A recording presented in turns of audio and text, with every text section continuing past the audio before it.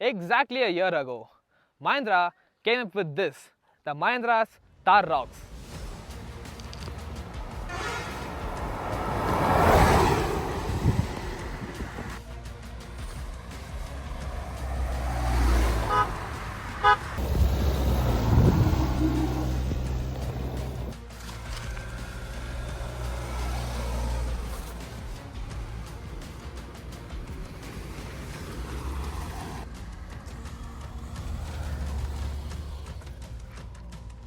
The car that was born to solve one big question. The older THAR was strong, reliable, but not practical and not family friendly either. The ride was bouncier, there is more design flaws, there is more practicality and ergonomics issues as well. So Mahindra came up with this, the THAR ROXX, with improved suspension, improved frame and many more advanced engineering to it. Or is it just an actual THAR with 2 extra more doors? Let's find it out.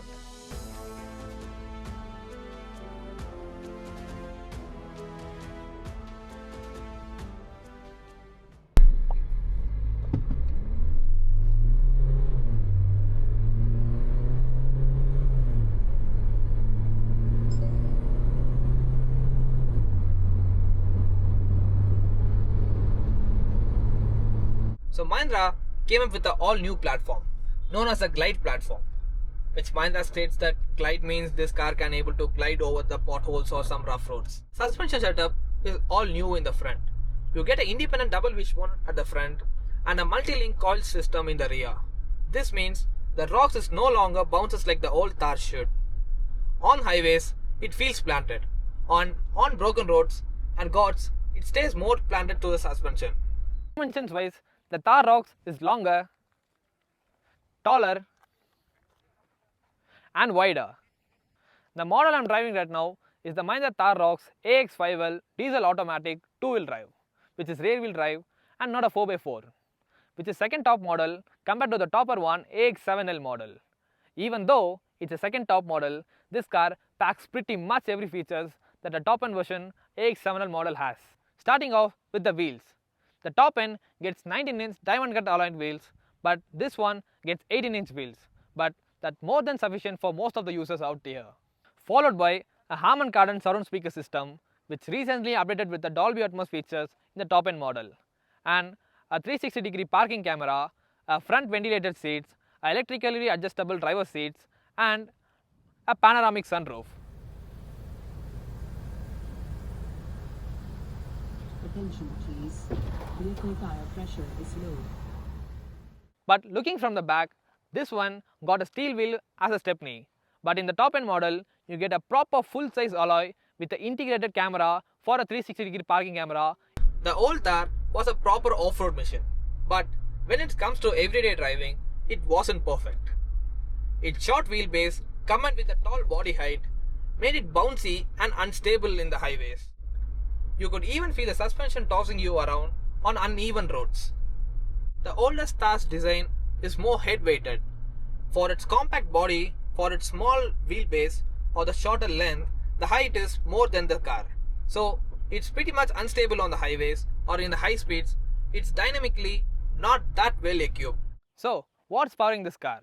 Inside, this got a 2.2 liter turbocharged 4-cylinder mHawk diesel engine, which is producing 170 PS of power and a 300 Nm of torque, which is the same engine used in the Mahindra series for the XUV 700, Scorpio N and pretty much more SUVs in the Mahindra series as well.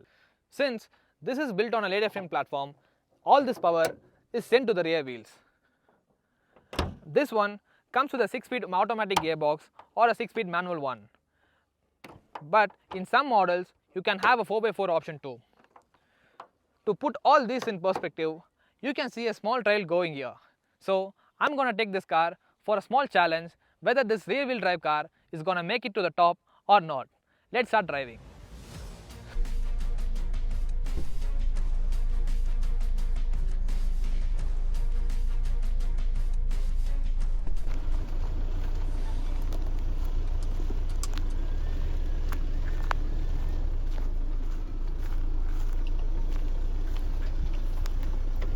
Let's start driving to the trial.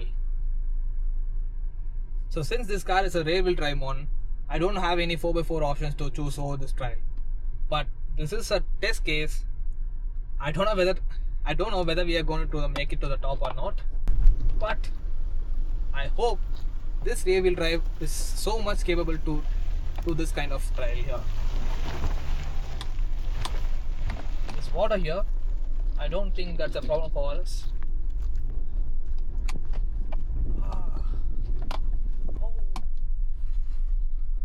Oh, I think the ESP is turned off, so the car slightly turned around. Let's get back.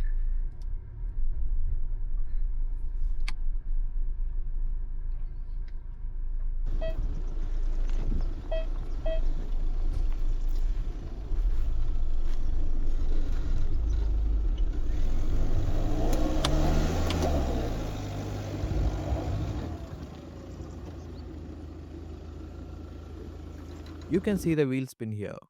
And this is the problem with the rear wheel drive car. On normal roads, they are super comfortable and smooth. But on small trails like this, it's pretty easy to get stuck. Luckily, this wasn't a deep hole or a proper patch. So, with a bit of throttle, I managed to get it out. By pretty much carrying the THAR DNA in the front, this car seamlessly blends into the modern technology. Like the C-shaped DRL in the front, 2 projector headlamps, parking sensors and a projector fog lamp too, with a redesigned 6-slot grille for better air intake. Coming to the side, this car has a very big wheel arches with integrated indicators to it. And here is the outside rear view mirror, which can be electrically folded from inside. It doesn't have any cameras to blind spot view or some 360 camera, since this car doesn't have any either. And here it got some exposed hinges and screws to maintain that old school SUV toughness. And here you can see the side footstep to get in and out more easier.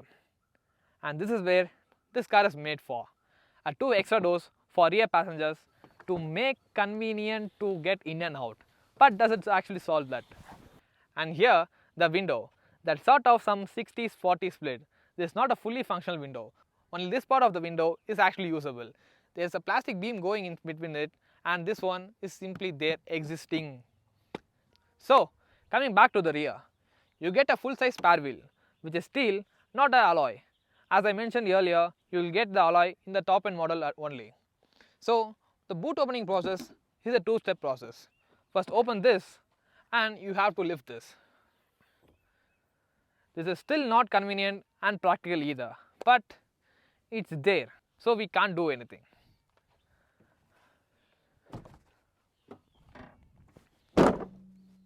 Before getting into the interior, let's take a quick look at how hard it is to get an in and out from the back seat. So let's go inside. The door opens well 90 degrees long, which is actually good. But the space to get in is actually not that great. The big wheel latch is coming in between the rear seat, so it's actually hard to get there. You have to grab this and have to climb like this, which is actually okay for me, but not my family, not many elder people here. After that, hard climbing into the back seat. So once you sit here statically, it's very much comfortable in here.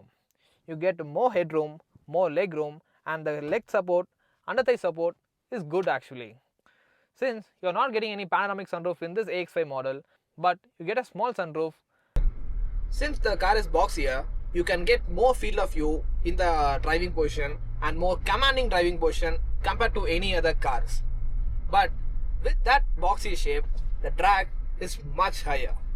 Mahindra claims this THAR ROXX coefficient of drag is 0.42, which is not good compared in car standards. For a car of this tall, this coefficient of drag might be okay. I said okay. Bear in mind with the mileage. Fuel efficiency, expect 12 to 14 km in normal use, which is decent for a big later on famed SUV like this. In short, the THAR ROXX is no longer just a rugged off-roader. It's a proper modern SUV, strong engines, smoother suspension with safer handling, and added tech makes it easy in the city, confident on the highways, and still tough in the wild. Steering has moved to electric here. It's lighter at parking speeds and weighs up as you go faster, which is a big improvement over the old hydraulic steering that felt heavy in the city and vague on the highways. High-speed lane changes are safer now, thanks to the longer wheelbase and the electronic stability control. It cuts the air smoothly. Braking has improved too, with the disc brake on all four wheels and an electronic parking brake. Mahindra claims a drag coefficient of 0.42. That may not sound sporty, but for a tall, boxy shaped SUV like this, it's impressive and it helps with the stability and efficiency on the highways. Safety tech has gone up too. The ROXX packs with the ADAS level 2 features like the lane keep assist, adaptive cruise control, traffic sign recognition and autonomous emergency braking. Rare for an Indian built laid around frame SUV like this. And of course, it hasn't lost its off-road DNA. This one doesn't have a 4x4, but the 4x4 model gets 4x4 system dedicated into the gearbox. The ROXX has a 650 mm of water weighting capacity. Personally, when the THAR 3 launched in the August 15, 2020, I was eager to get hands on it. But after hearing the reviews and driving it by my hand, I can feel it's not well designed. Yes, it's not well designed in terms of dynamic stability and in terms of shape as well. So, if you are doing over 80 in a highway and you are suddenly going through a bump, so you have to shift like this, that doesn't work in the THAR 3-door. With its heavyweight body, with its short wheelbase, it's not ideal to use that as a highway cruiser. The ESP is not working good, the suspension is outdated, and there are many more flaws in it. What's the final word? The THAR ROXX doesn't solve everything. The rear seat access is still tight, the boot space is still small, and the ride is still bouncy. But it solves the big things: a great suspension for comfort, a strong leather frame for safety, and a rear wheel drive, electronic parking brake, electronic steering wheel, everything for city driving more useful. Mileage is decent, the power is strong, and the city driving is easy, the hill driving is effortless. This isn't the off-roader star, this is everyday star. Instead of just giving a THAR ROXX 2 extra doors, Mahindra really focused on the new platform, suspension, comfort, tech, safety and practicality. That's a thumbs up for Mahindra's job. Well done, Mahindra. If your weekends are looking more on the highways and hill drives rather than the muddy trails, isn't this car that actually makes sense? Drop your thoughts in the comment down below. And this ROXX does exactly what the name says. Thank you so much for watching this video. Hit the like button, hit the subscribe button, and I'll catch you on the next one. Bye bye.